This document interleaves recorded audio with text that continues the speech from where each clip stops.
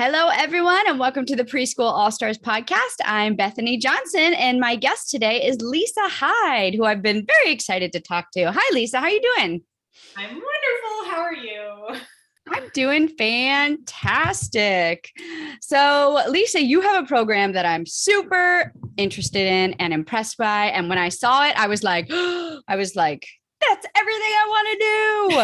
So we messaged a little bit and then I saw that you were going to be on the podcast, and I've been like so excited to just pick your brain and see how all of this started. So give us a little backstory of when did you start this online preschool and what were you doing before you decided to do that? Well, I started it officially January of this year. That's when I launched, like December and January. Okay. But before then, for the past 7 years, I have my own business, going to daycares and preschools, teaching preschool movement classes. Oh, awesome. So there's lots of franchises that do that, but I kind of had my own program that I created, that was just came from my own experiences and with my kids. I have 5 kids, and one of them, one of my little twins, Macy is her name, she was born with movement delays, and her twin sister was jumping before she could even like crawl, so there was just a huge difference between the two. And I kind of just poured my life into trying to help her move and get her moving in all these different ways. And I was researching all these ways to do it. And in that process, I just fell in love with movement and how important it is for kids. And I'm just such a believer in it and so passionate about movement. So like in helping her, I started inviting other kids to my house to have classes, these movement classes.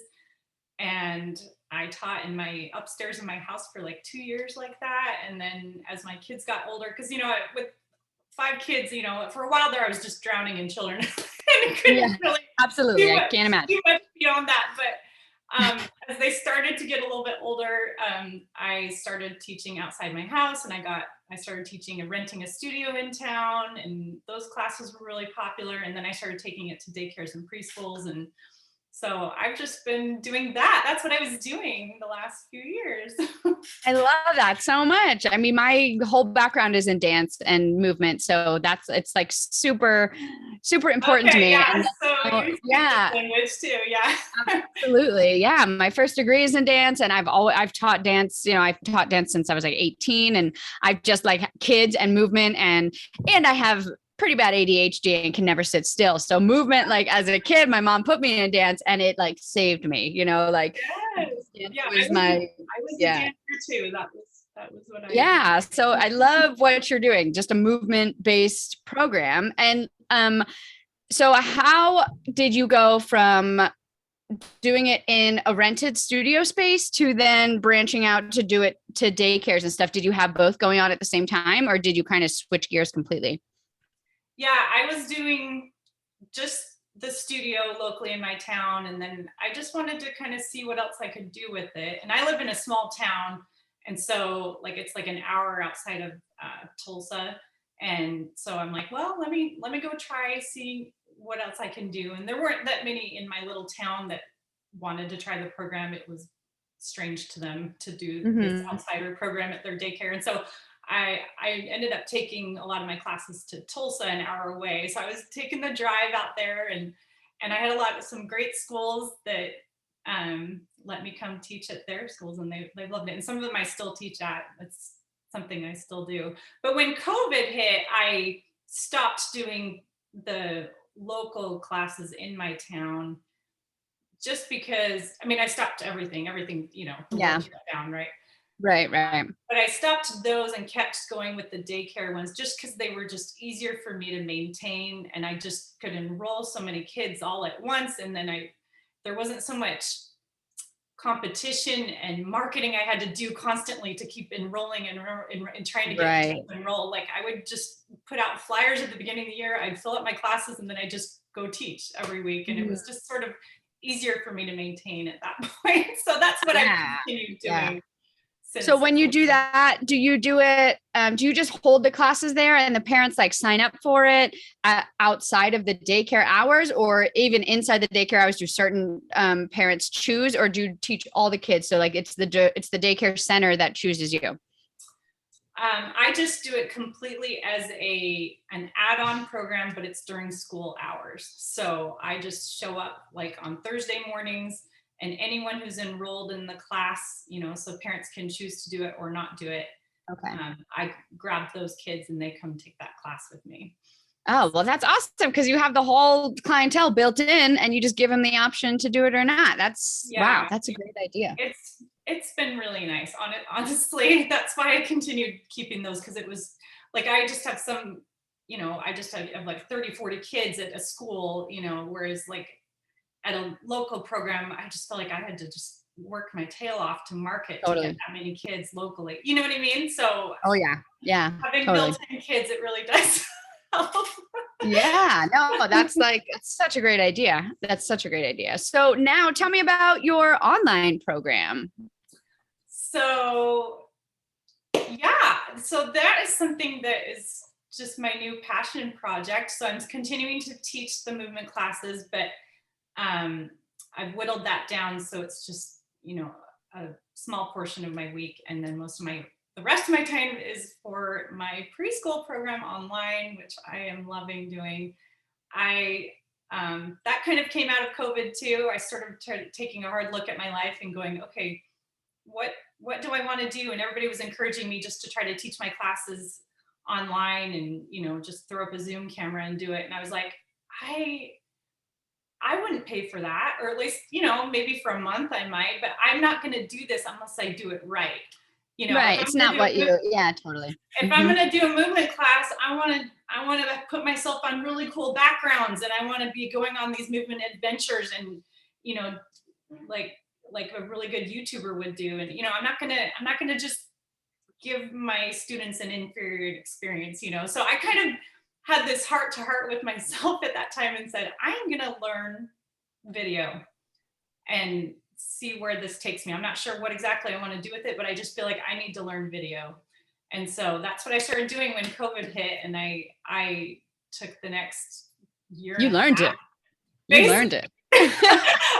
Just from seeing your commercials, you have learned it. I'm so like, I want to be you. As soon as I saw your stuff, I was like, oh, geez, that's like just such a cool idea. Cause I've been trying to think in my head, like how I want that. Like, that's what I was trying to do. But I have like editing experience on iMovie that I used to, make like compilation videos and stuff. So I've always done that type of stuff. And I've liked those little editing clips, but like, I was like, I'm never going to be able to figure out, like that type of stuff. And then I saw you do it and I'm like, well, geez, maybe I can. I don't know. I mean, unless she has like a background in like video editing, maybe I can do it too. I don't know. You just taught yourself?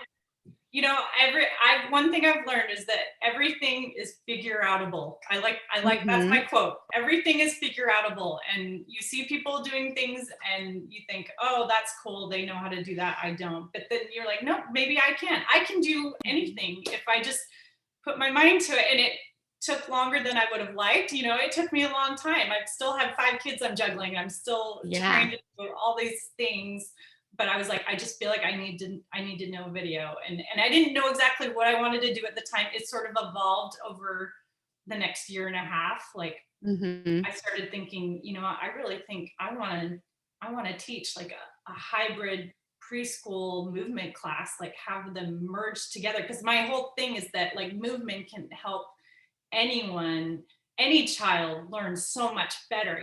Like just the kids in my classes just come alive when I tell stories with movement, whereas if you do it without movement, they just wander off and they get distracted. You know what I mean? Like I just am a big believer in music and movement and all that at this age. Yeah.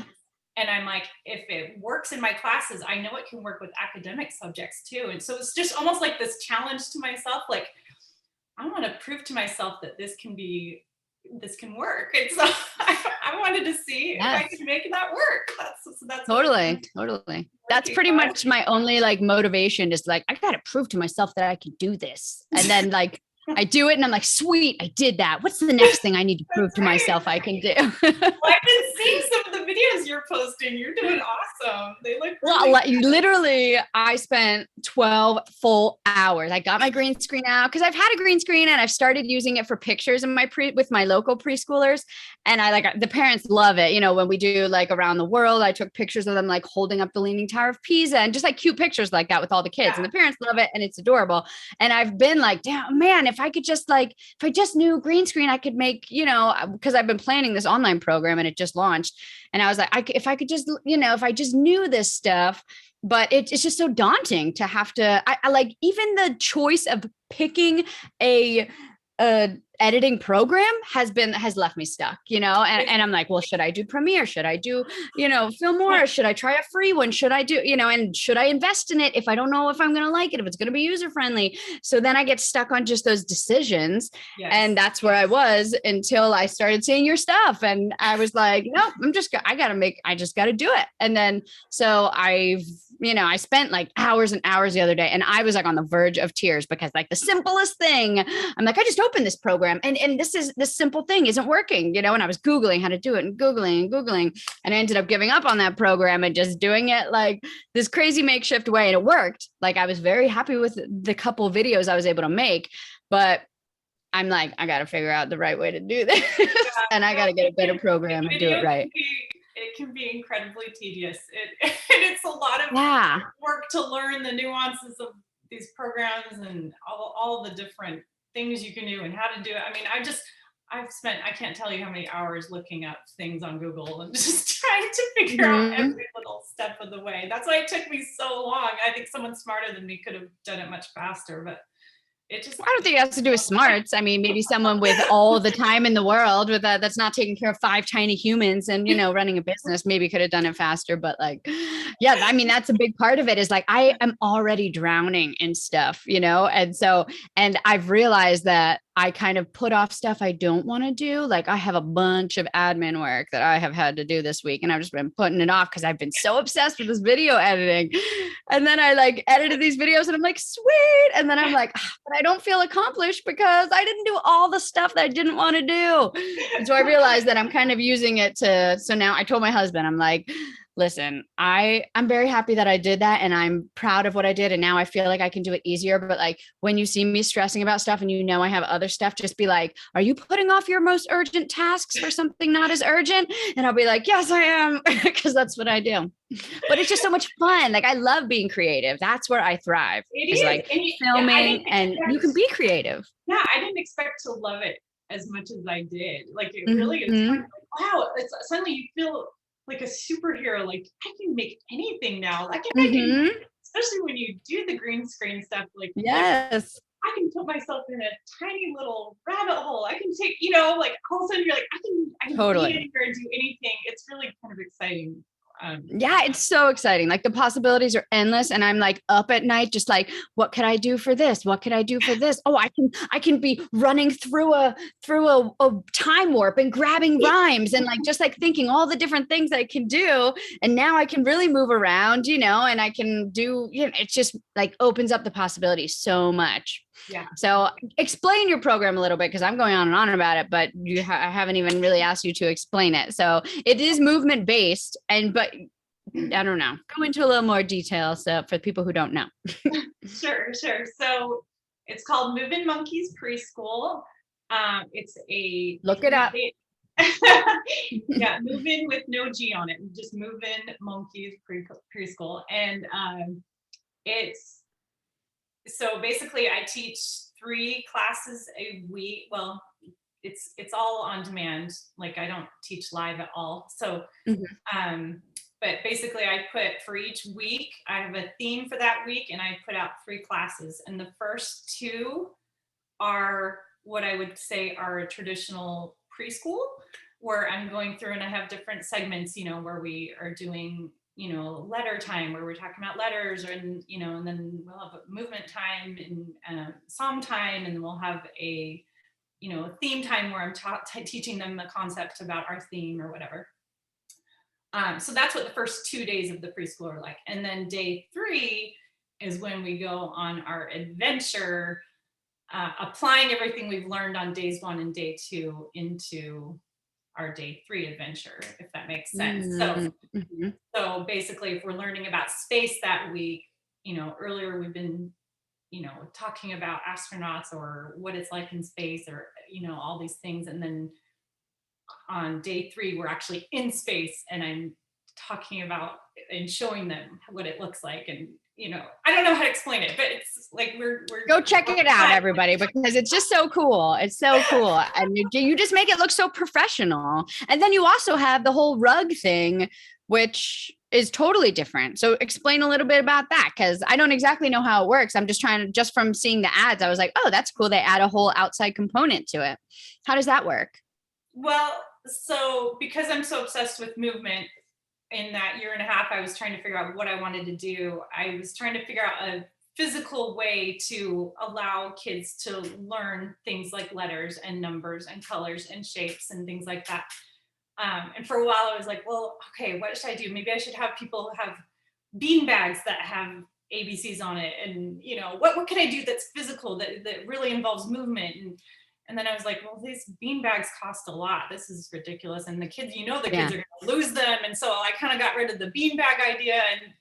And I just was exploring different options. And then I just realized, oh my goodness, we could use a rug. And I found a rug that I liked, and it's got all these letters and shapes and colors and numbers on it right there. And so I just used that as a physical tool for my students to be able to not just see the thing on the screen, but actually they're going to physically interact with it. They're going to jump on it. They're going to slap it. They're going to kick it. They're going to trace that letter A. They're going to do all kinds of fun games with it. We play all kinds of games using our mats. So it truly is a physical program, just on screen. So it's just so cool. It's so cool. I saw clips of you like using it as a flying carpet, and I was just like, if I was a kid, this was exactly like, that would be perfect. Oh, that's amazing. I just love it. It's so creative and it's so fun. I feel like it's an honor just to even speak with you, because I've seen you teach in clips, and I'm like, dude, she's the most phenomenal teacher I've ever seen. Like, you have a real gift. And I'm like, man, you are what I aspire to be as far as teaching. Like I have my crazy movement thing I do, but like, you would just have a real dynamic way that I'm in awe of. So oh, thank you so much. It's so funny because I literally was like showing my husband your commercial that I saw on Facebook, and I'm like, look at her. I'm like, this is so cool. And I'm like, I have to do the green screen. Like I have to figure it out, because this is what I want. Look how cool it is. And then like we messaged back and forth, and I'm like, guess who I'm messaging? I'm like, the lady who has that really cool video. And then like yesterday I was like, guess who I'm going to get to talk to on the podcast? And he was like, you're just like the lady who has the awesome videos to him. But I've been like fangirling over it. So that's cool to hear. We can both be starstruck. How about that? We'll both be perfect. So how have you gone about, I mean, I saw one of the Facebook ads and I thought it was really cool. And then I know you said that Facebook ended up like deleting it after a bunch of work into it, but what has been the biggest marketing win for you to sign up students? So I initially, when I first launched the program, I immediately got 24 students. So that was a big win for me. I was like, okay, there's something here. Because you never know when you're like, is this even going to work? Right. And I'm like, okay. I know. Oh, I know. That's where I've been the past 6 months. I'm like, is this even going to work? I'm putting a lot of work into this. Is it going to work? I don't know. Totally frightening, so I was like, okay, there's something here. And I decided to continue with it, and that was mostly just my internal network of friends and family on Facebook and whatever. And my, I did kind of a founding family script that went out, and I did as much as I could with that. And then of course I have clients, that I've been teaching locally for years. That's probably a lot of who signed up for my classes, people who took my local class, my physical classes. They knew me, they liked me and my work, and so that's who a lot of my clients were initially, those people who knew me and liked me. And okay. So I would say I'm still trying to figure out how to market well beyond that, and try to help people who don't already know like and trust me to know like and trust me, because Yeah, it's tricky trying to market to the big broad world. I feel like marketing my program here locally was so much easier. You know, there's I people know. always who are looking for physical local things to do and places to put their kid. Um, and then online, Yeah. I feel like you're suddenly in competition with everything else in the world. And Everybody in the whole world. Yeah, I know. That's what I feel like. That's what I feel like too. It is a lot harder. You have to think about so many different things. And when it's local, they come in, they see what you got, they like it, and it's easy. But now it's like, whoa, it's just so yeah, much more to think about. A lot yeah, more to think about. And a lot more competition. yeah. Absolutely. Yeah. So So I did had a you? Facebook ad. Well, I had an ad that did really well at first, and I've done a revamp of it now, but Facebook rejected it. I think I mentioned this too. Yeah. Um, and I'm super annoyed about it because I said the term "your child" in it. So I don't know if other people run into that, but I'm like, what else am I supposed to say? Obviously, I'm Yeah. talking to parents who have a child, and so I'm saying your child. But What does that even apparently, mean? What's bad about your child? I don't get it. I think what I'm learning is that often Facebook doesn't like, they know everything about us, right? They have all the data points about everybody. They know when you have a child, but they don't want you to reveal as the marketer that Facebook knows that they have a child. Does that make sense? Like they don't want us saying that and having parents go like, how dare you? How do you know I have a child? This is freaking me out. Oh, okay. So Actually, okay, I get it. Facebook wants to remain sneaky, so they're ruining our businesses because of it. And maybe other people can say that as much as they want and it goes through, but for whatever reason they rejected my ads because of that phrase. Is And it I'm like, after you like had them running or before it would even posted it? So you like made the ad, put money into making the video, and then before you were able to put it up, or did they take it down after it had been put up? it was running for about a week and then they took it down after Okay. that, saying it was Mm. Well, good to know. Don't say your child on Facebook ads, I guess. which Jeez. is What are you hard gonna, to do. I'm what like, to say? okay, so Yeah. you have to do it very generic, like this special program that could help your family. I don't know. Yeah. I'm still May trying. or may not be marketed to a person that may or may not live in your house and be related to you. Maybe we don't know for sure if they are. Like Yeah. So it's things we're like targeting this the ad specifically to parents of preschoolers. Like that just doesn't make sense.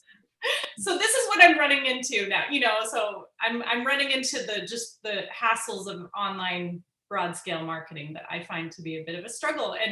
But I'm going to, it's, everything is figure outable, right? I'm going to keep knocking it out and Totally. trying to figure this out. Yes, absolutely. I have a bunch of people on a free trial, and I got all those people on a free trial by a lot of friends and family. Although I've realized that the friends and family, I think, just said like, yeah, sure, yeah, we'll try it. And then like haven't even logged in. Okay. So I think they were just like saying, yeah, we'll try it. And then it's out of their mind, out of sight, whatever. Because Right. I have been stalking the analytics, like who is logged in, who's watching it more than once, who's doing like I have like it's becoming a bit of an obsession and I need to back off. But I'm like, I need to know who's watching and if they're watching, how many episodes. And then a lot of them, like I did a booth event, a vendor event, and I got a lot of emails. So I emailed all of them and I was like, I'm giving this month-long trial. And I got a few responses for that. And then I did the scholarship thing from Joy, and I picked like 4 scholarships for that. And then I also put out a Facebook ad and got nothing. So I think I'm just not very good at putting out ads. I think I maybe need to take a course in that, but I'm too busy trying to learn how to edit to do that right now. But you and me I both. went on I have Momsters. not mastered the ads, that's for sure. Yeah. I know obviously there's like formulas and there's like all this stuff, but it's definitely not in my wheelhouse. And it frustrates me to have to figure out that. And I really don't want to. I might just like, if I need to, if I get to that point, pay someone to be like, can you work this social media thing and make the magic happen? Because I don't understand the hashtags and I don't, it's none of it none of it's good for me. But also Oh, I went I'm on like moms groups, and that's how I got all of my local kids is moms groups. I have like for the past like 3 years since I opened, I have stalked those moms groups. And so I put out a thing, like just a flyer that was, and I got some people message me for the free trial from that. And I find like the people that contact you once I just kind of place it and then they contact you, they are the ones who are more likely to go on it than when I contact people and be like, do you want to try this? I feel like that's what I've seen. I also went to daycares and said, hey, I'm going to give you this free month trial, like home daycares. And you can play it and then you can market that you offer all these classes and dance and music and teaching time. And they were all like, yeah, like sign me up. And none of them, not a single one. I got like 15 daycares on a free trial and not a single one have gone on it. And I think it's because they're so busy, like when you own a home daycare, you're just running ragged, so they probably don't even have a minute in the day to think, let me put on this show to give, to do that. But so I feel like I got to change my marketing strategy here. I'm also realizing that people don't want online preschool anymore. They're over virtual learning. So I'm starting to call it a online learning platform instead of online preschool. And I'm going to see if that helps because I don't know. I feel like people are over online school, and I want it to be a thing that's not like, some people are like, oh, my kid goes to school in person now. And I'm not trying to replace that. I'm trying to give them like an educational screen time option to replace like YouTube or Coco Melon or whatever they're watching. That I see parents on these moms group being like, I have to take YouTube off because my kids are acting terrible now. I'm like, put on this instead. That's what I'm trying to go for now. And I'm going to see if that helps on the marketing front. That's the biggest hang up I can see people having with signing up is they're like, well, no, I just really want my child to have a physical experience at preschool. I want my child to have a real preschool teacher in person. And I'm like, hey, I'm with you. I sent my kids to preschool too. Like 100%. I'm so on board with that. But I'm with you. I feel like that what I can provide in addition to that, like, I just think it's a wonderful, a lot of my families actually do both. They do both in-person preschool and, which often isn't like every day. They'll do it times a week or something. And then this is what they supplement with. And they love that. They love having both. Yeah. I mean, kids, oh man, my local preschool kids come in and tell me about the craziest stuff that they have been watching. And I'm like, that is meant for full grown adults, not 4-year-olds. And it's crazy to me that you're watching it, So, and then I see parents, like complaining about the stuff that they watch. So I'm like, here's something else here, but you have to put the effort into going on it instead of just handing the kid the iPad and getting them to YouTube. And that's another thing that I've been trying to figure out is how can I get it easily accessible? I want the kids to be able to go on it themselves because I'm realizing even if I make it easy for the parents, they're not going to do it. The kids have to do it, like I have to make it so easy that it's easier than handing a kid an iPad, So what could be easier than that? I have to make it so easily accessible. So that's that's my next thing is trying to figure out because I don't know. It's hard to compete with like YouTube or something easy or like just a learning app, that it's hard to compete with that. Yeah. So it's a whole new challenge, I think, for anyone who is trying to do online preschool. I think we're all in that same boat and it's a challenge. It's trying, I think there's a whole nother layer of marketing you have to think about beyond what you do for local. So yeah, absolutely. What would be your like perfect plan for this in 5 years? However, where would you like to see it go? Well, I really see this becoming, just a little, I call it the Netflix of preschool, like just a little extra program people can subscribe to. And I really would like to see that take off as an option for people. And I would like to, once I get through, right now I'm just focusing on pummeling out content. And eventually I'd like to do more live things. But right now I'm just trying to focus on the content I'm creating. But I would like to do more live things, more personal interactions, maybe some cohort groups where I take through and we're doing it all at the same time, things like that. but for me personally, I actually feel this is one piece of a bigger pie, that all centers around movement. Like I really see myself as, I want to become kind of an online guru about movement, and I'm already putting a lot of stuff out about it on YouTube and on TikTok and Instagram and all these things. Nice. Like, So you're already on all the social medias. I gotta follow you. I'm really not too big on social media, and it's really hard for me to post on it. Like I scroll it, but it's hard for me to post on it, and I don't even have a TikTok and all that. So I gotta. It's impossible to do it all. It really is impossible, and so I'm doing it badly.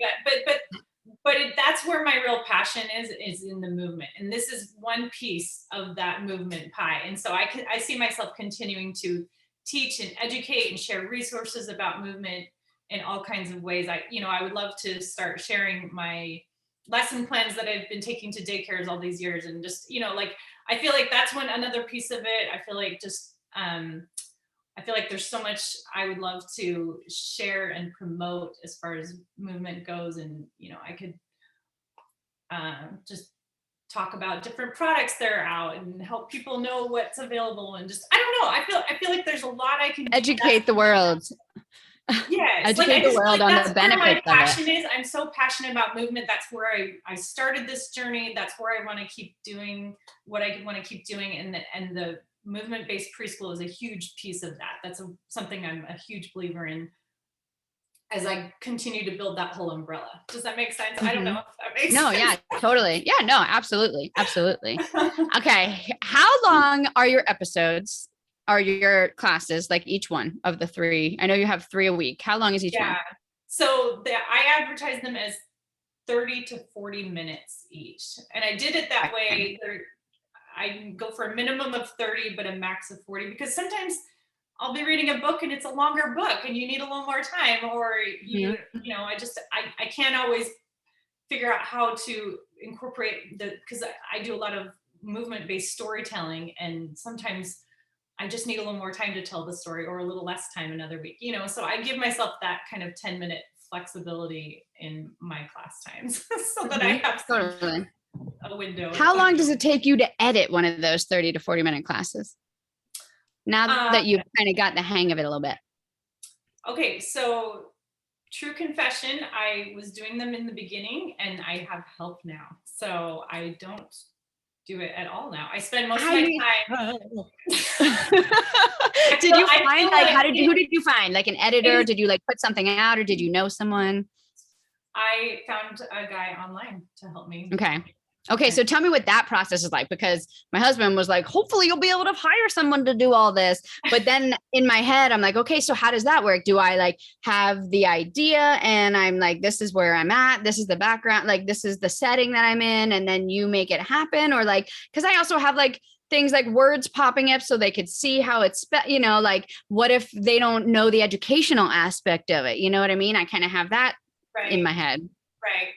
So most of my time now is spent on just planning what I'm going to do, planning the episode, and then filming the episode. Okay. And it takes me a long time. I'm doing a lot of changing of the camera angles because I have to point down at the mat, and I have to do far away shots for the big movement, full body stuff. And then I'm doing a tighter shot for a little finger play song, and just, I'm all over the place with my camera.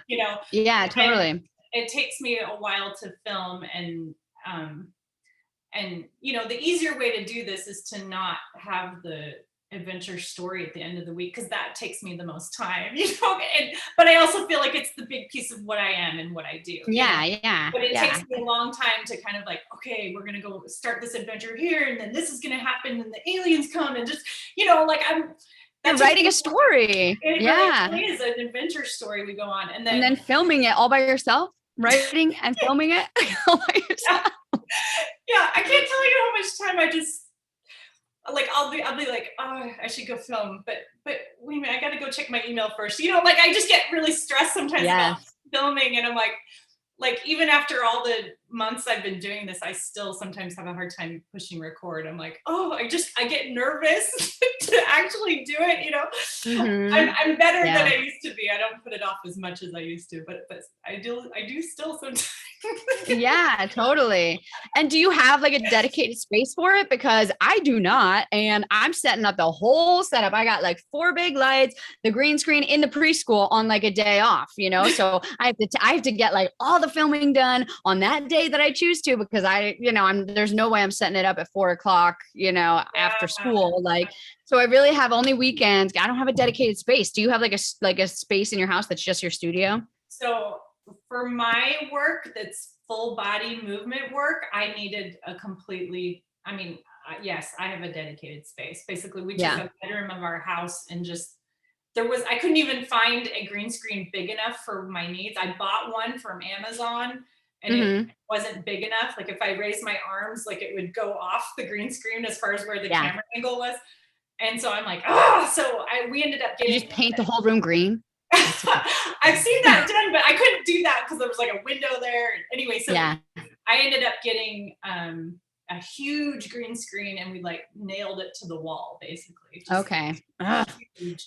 And then I have a separate one coming out on the floor. It's basically, I've got this whole room basically green screen. Gosh, that's what I want so bad. I just want something that I can keep up. Like it takes like half an hour just to set it all up. And that's just like one camera angle that I'm kind of moving back and forth. Like I just don't have the space to move it all and do all that. And I'm like hard. Limited. I feel for you. Like, I think it would be easier if you didn't have the monstrosity of a green screen like I have. And if you're not doing full body stuff, I feel like it is more manageable. They have smaller ones that can work. But then you're limited to only certain shots. And I don't want to be limited.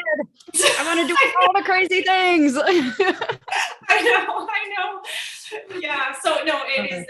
I feel your pain because I knew for what I was going to be doing, I had to have a room for it. And so we squashed 3 of our kids together in a room so that we could do it. Technically I'm in my guest room. Normally I do these in my preschool, but we're getting a new sink in our preschool bathroom, which is right next to my preschool. So it's very loud. So I'm like, okay, I'm going to do this in the guest room. But every time I come in the guest room, we don't have a lot of guests. And I'm like, why is this room just sitting here with the bed in it that no one ever sleeps in? I'm like, no, I need a room. I'm like, get this out of here. Let me use this room. And I feel the same way about an office because my office is just a table in my living room kitchen area where all the kids walk by and my baby and all this. Like, I'm like, I have no space to just create without like all the distractions and something that's just, So now that I'm sitting in this room, I only have one, but I have the preschool in the garage, which has 6 kids at a time and 12 kids a day. So there's always, and it's like the backyard and then my desk, just a table with all my stuff piled on top and where I also now have a screen and my laptop. So I have my 2 screens to edit and then the kitchen. So the kids walk in the garage, walk in, so it's like, and then the baby, if he's downstairs, he's, so it's like, there's no place to escape to like really just like, go at it. Like I really want to. And I'm like angry sitting in this room right now, realizing that it never gets used. And I'm like down there, like, I wish I had a space. And so I think after this interview, I'm going to talk with my husband and be like, we need to switch things up a bit. I need this room as a recording studio. I know I couldn't do it without a dedicated space. There's absolutely but he'll probably be like, you have your dedicated space. You turned our garage into a preschool. I'll be like, oh. It's true. I need a second dedicated space for my next business. Just getting the lighting right and trying to set the lighting up for it every time. Oh my gosh, because the lighting is really tricky for green screen. You've got to do that's exactly what I'm struggling with. And I kind of like when I did it the other day, I kind of like I made it work, but it's not obviously as professional as I would like it to be because I'm working with, and I got the lights, I got a whole kit, but I don't know. I need to figure out the shadows and all that. And then I made the big mistake. I was like, okay, I'm not wearing anything green. And then I went on an adventure in the woods. I put on this little safari jacket from the preschool and the pair of binoculars, and it was green. It was green. The string was green, and I looked at it and I'm like, oh my gosh! I'm like, I can't believe I just did that. I know that's it. You have to remind yourself to ban everything green. And so, like, anytime I have printables, I have to show. I'm like, I can't have any green in it. So or even like a book.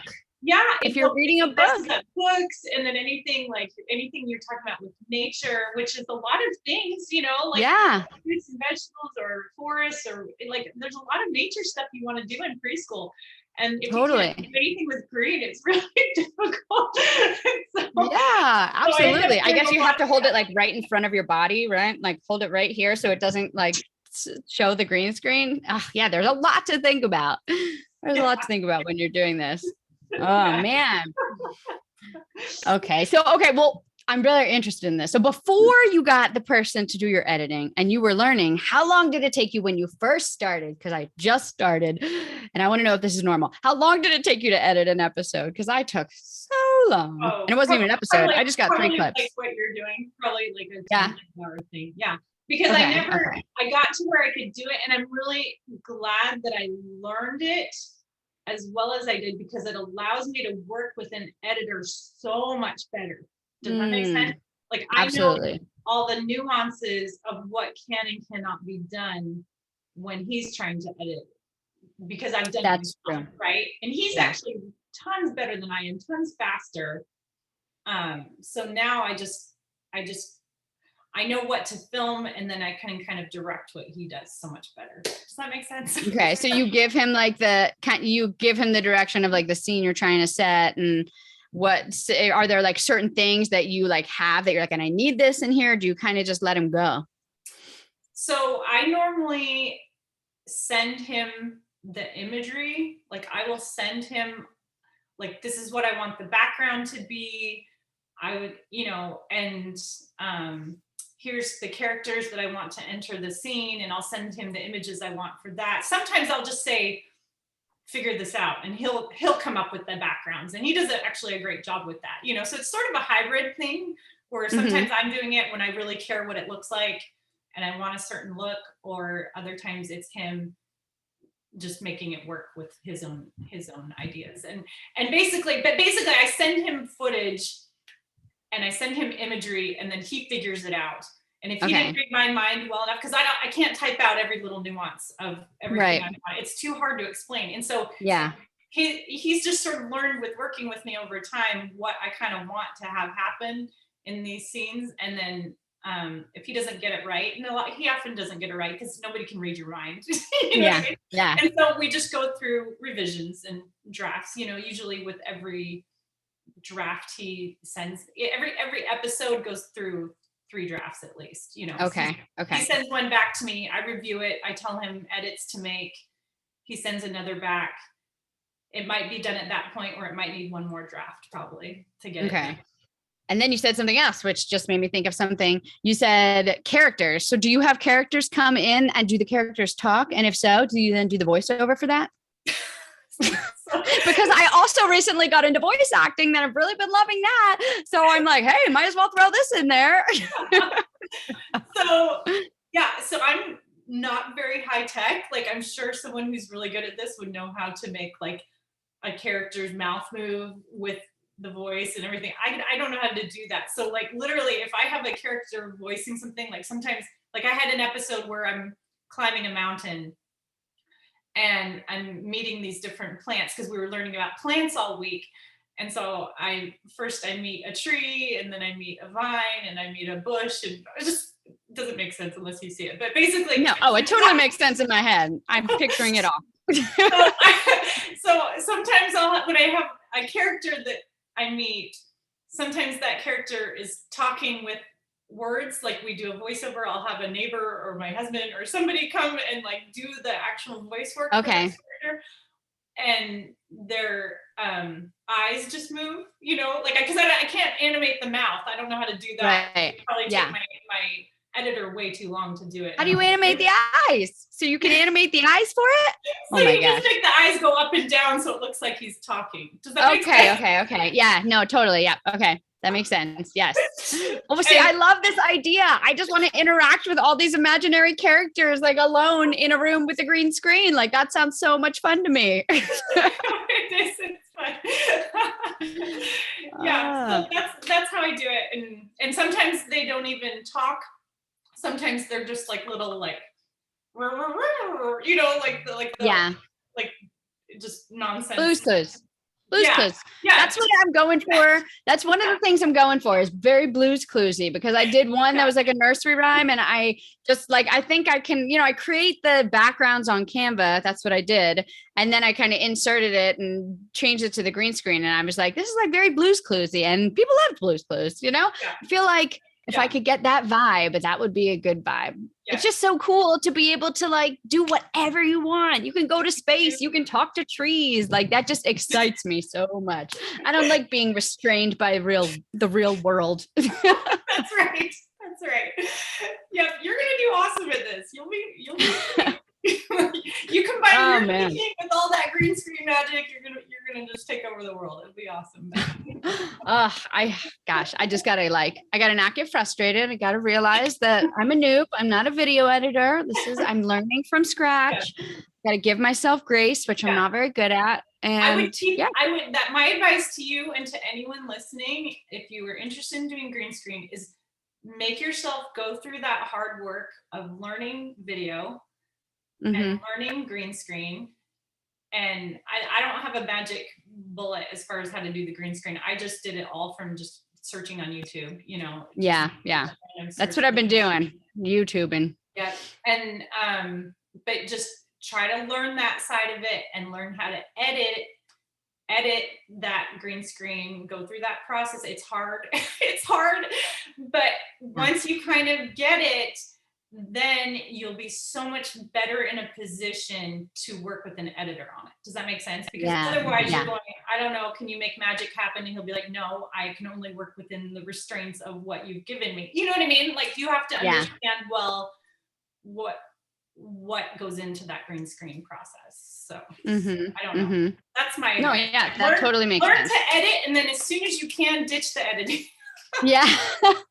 Totally. I know when I make it to like the point where I'm like, I feel good and I feel making enough to hire an editor, then I'll be like, I was trying to also figure out is that I have this issue with, like I made my local preschool, and that was easy to feel successful because I was full pretty quickly. And I was like, well, I can't be any more successful. I'm full. I'm on a wait list.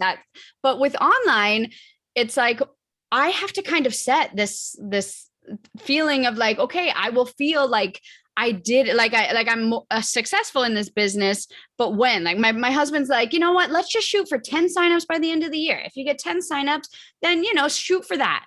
But like, to me, that's not like I won't feel successful with 10 signups. It'll be like, okay, we're making some money off of it, but like in my head. So I'm trying to figure out, like, I can't just have this arbitrary idea of like, then I made a great online preschool and I feel good about it, because I may pass that and not realize, or I may just never pass it because it's not really there. I haven't set a goal.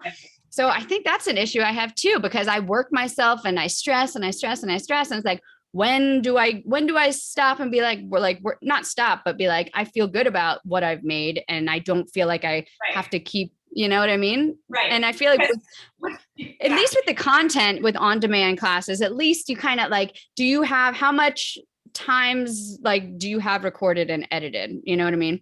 Because are you going to like reuse the same like 2 years or like how many, you know what I mean?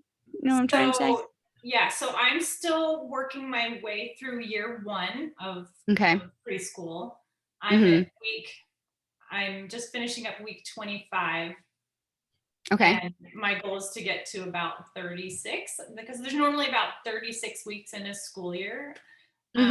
So I'm trucking along, trying to get there. Yeah, totally. And then I will consider year 1 kind of done. And then I've got big plans for year 2, which I will then soon get started after a break, because I think I will need a break for a little bit. Yeah. And I think I'll focus 100% on marketing for a time, because right now I'm mostly on planning and production and all of that. And then there's just this little piece of me that's trying to do marketing and stressed about it. But I'd love to kind of just have a period of time where I really focus on the marketing completely. And then I'll go back to start working on year 2 again. That's my plan. Yeah. Anyway, that makes total sense. And I know you're using a different platform. Did you build that platform? Did you build that website, or was it like a platform and you put your stuff on it? No, it's an existing platform for streaming video content to people. Okay. So I just So they just get a login, and you pay to put your stuff on that platform? Because I was originally looking for that because I'm trying to get a way to get it on the TV easily. yeah. Does yours have a TV app? Yes. Yes. Well, Okay. mine, I don't, you need more money. It's like $700 per platform a month to have Oh, wow. apps. Like, it's a Yeah. lot of Apps are money. so expensive. Yeah. It's Yeah. a lot of money. And that's just one app. Like, so if you want Roku, if you want Apple, if you want, Oh, wow. Okay. like, so each one, it just really adds up. So I don't have the user base to support that. Yeah. No, totally. Totally. But the So how platform, do most people watch your videos? On a computer, or is it on so one right of the now platforms? it's just like it's an online based program. Okay. But I Okay. went with the program I did because they're fully integrated into apps and can easily switch to, as soon as I like say the word, they can turn on apps for me, basically. Right. Just all Yeah. my content will go up on apps. So that's Okay. why I chose them, because that to me, especially, I mean, if you think about what I'm doing, my movement-based programming, Mm-hmm. it's not ideal to be doing it in front of a laptop, In front of a computer. an iPad. Yeah. Like, you want it in front of a big TV, and that's how I really Yeah. first see it. That's how I picture mine too, is like a TV. And I know they can screencast it if they have the capabilities. Yes. But once again, that takes away the independent step for the kids. Like, I mean, I'm sure they could learn to screencast, but like, will the parents teach them? All you have to do is go, like, you know what I mean? Like, yeah, exactly. And that's how most of my parents do my program right now. It's screencast. I screencast it. Yeah. Okay. Yeah. Cool. So, but it's just a little clunky, so they can do it, but it's not slick like an app would be, it's clunky getting there. It's not a very good user experience, in my opinion, for them. Yeah. I want that good user experience so that it's right. We're dealing with preschoolers, it's kids, it's busy moms, Exactly. it needs to be so easy for them. Just all those things you were saying. Exactly. And that's why I do love the hub, because it is easy for them to go in and click and find their video. It's just that it's not on the TV, and the TV is because I'm also like, I want them up and I want them moving. And I have a dance class as one of my classes. So like, they need to be up and moving, for that whole class. So I just trying to figure out a different way to go about it, but I need it to be user friendly. So yeah. So do you teach the dance? My sister teaches the dance. I wasn't going to teach the dance because I'm like, I can't, it's too much. But my sister also is a dancer, and she's danced her whole life too. So she's living in Israel now. So I got her, but she just had a baby 2 days ago. So I got to find a dance teacher for the second semester, because she recorded all her videos when she was super pregnant. She like committed to do the first semester. And I was like, I hope she gets them done before the baby comes. And it did. So I have her whole semester she's recorded and sent me. But then for next semester, I'm like, I got to find another dance teacher, I think, and that's another thing with like adding different classes, is that now I'm like juggling teachers and their videos and not just mine, like getting their videos and finding people to do the videos. And so that's a whole nother aspect. When it's just me, I'm in full control, but now I'm like, I'm depending on other people, which is hard for me. I'm not very good at that. Yeah. And I haven't gone down that road yet. I've thought about it, but right now I'm just focusing on my content and only working on right now. That's probably what I should be doing, but I've never been good at focusing on one thing. So I'm just like, let me have 25 different things and hopefully they'll all come together. But it makes sense too. It's like the more you can add in, then it feels like a really good deal for the family. So that's what I'm trying. I want to create just like, kind of like you said, like a Netflix for preschoolers, like just a library of educational content that they can choose whatever class, whether it's art or karate or whatever the kid is into. I have so many classes that, kids will find. You and I should just be talking, huh? We should. Okay, well, we will stay in contact after this, because I feel like we could team up and create some awesome stuff. Definitely. Well, thank you so much for talking to me. I was so excited. I'm so glad we got to talk. And what would be your final, I always ask this, your piece of advice to any woman who, it doesn't have to be the green screen stuff, but any lady who's trying to start a new online preschool? What would you say to them to give them some encouragement? I would say follow your mojo. Like, whatever is in you that is just uniquely you, do that and let that show to the world, because like there's things like I'm into a lot of different things. I love nature. I'm like a hiking and kayaking nut. Like there's all kinds of things I love. But like when it comes right down to it, like I was thinking like maybe I should do a nature-based preschool. And in this, like there's all these things, but like when it comes down to it, I movement is in my soul. I really cannot teach preschool any other way. I just do it, everything I do in such a movement-based way. And it's like the only way that worked for me. And I feel like that's what people will pay for, is when you are doing something that is uniquely you, that you are outstanding at, not that I'm outstanding, but just if you can just find your niche for what you are passionate about and most encouraged by in this world, find that and do that. And then you can be the happiest. Cause like I'm really busy and kind of going crazy in some ways, but I've never been happier because I'm doing something that is so creatively exciting to me every single day that I love. And, I wish I didn't spend quite so much time on it, but what I am doing, I love it. And I'm really happy and proud to share what that is with the world, and I hope that I do know people, in my program love it. And, and I just, it's everything in me that I want to share. I don't know how to explain that, but it's just. No, I totally get it. I totally get it because everyone has something that is like uniquely uniquely them. And sometimes I feel like we try and, I have to do it this way. I have to do it this way. And everyone does it, there's like a set path, and then there's being you, and you can give it your own flair, and it's going to be, you're going to enjoy it more, and other people are going to enjoy it more because like your light shines through it when you're really believing in what you're doing, and when you're really able to show your take on things. Yeah. And your light shines through, girl. Your light shines through. Thank you. Yeah. And just not falling into shiny object syndrome. And it is so hard. Don't you think it is? Shiny object syndrome is like, when you're constantly seeing what other people are doing, going, oh, I want to do that. Oh, I like that. I'm going to try that. Oh, I want to be like that. You're just constantly reinventing yourself every week, trying to imitate these different creators. And I do it myself. Like there's people I find, even last night I found someone else on YouTube. I'm like, oh, that's what I want to do now. I just am constantly doing that. And, but I think we have to remember, when you're doing what's you, that's what you will do best, and being true to yourself. So that's my advice to the world. I love it. That was some great advice. I love it. Yes.